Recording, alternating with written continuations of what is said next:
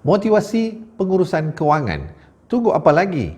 Kita akan sambung sebentar lagi.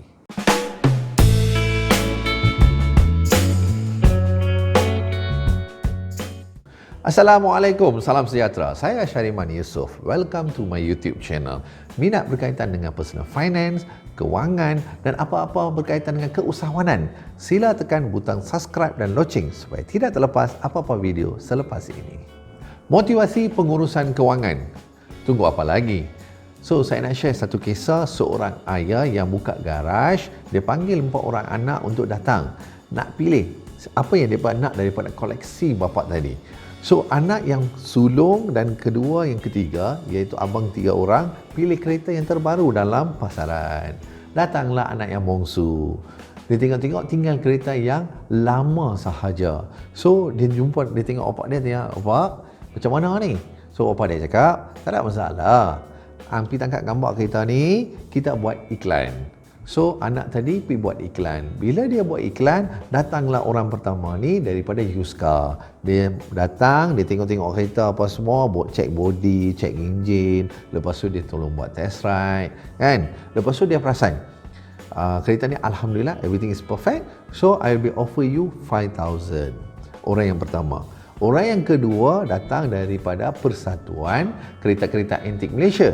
So, dia pergi jumpa dengan anak dia. Dia cakap, "Okey, aku berminat kereta ni. Aku nak buat collection untuk aku punya ahli."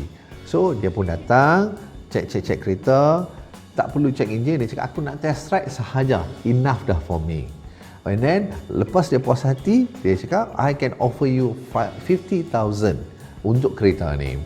So, anak kedua dia rasa macam, totally different from whatever I expect. Dan datanglah orang yang ketiga. Dia datang, dia betul-betul tersenyum dan dia peluk dengan orang yang buat advertisement. Dia cakap, "Aku dah lama dah cari kereta ni. Aku duk buat koleksi daripada zaman bapa aku dan dah sampai zaman aku. Kami tak jumpa model ni untuk complete the collection of my car, classic car. So, saya tak perlukan apa-apa. Saya hanya nak kereta ni saja." Dan dia terus nak offer 200,000. So, si anak tadi, dia pandang ayah, dia cakap, "Ayah, saya minta maaf banyak-banyak. Saya rasa inilah kereta yang betul-betul perlu saya miliki. It's really different, rare dan value dia sangat-sangat yang dia appreciate." So, a moral of story. Hari ni, jangan kita letak diri kita di suatu tempat yang tak kena dengan nilai dia. Kita kena letak diri kita kepada tempat yang betul, di masa yang betul, yang kena kepada nilai kita. Ada 3 orang dan peluang. Orang yang pertama, dia tunggu supaya peluang tu jatuh ke riba. Seolah-olah bulan jatuh ke riba.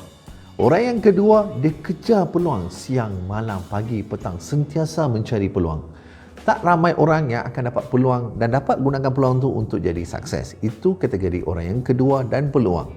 Yang ketiga, orang ni dia cipta peluang yang baru, dia gunakan peluang tersebut untuk dia jadi sukses dan become a very extraordinary person. Contoh, Facebook yang kita duk guna hari-hari.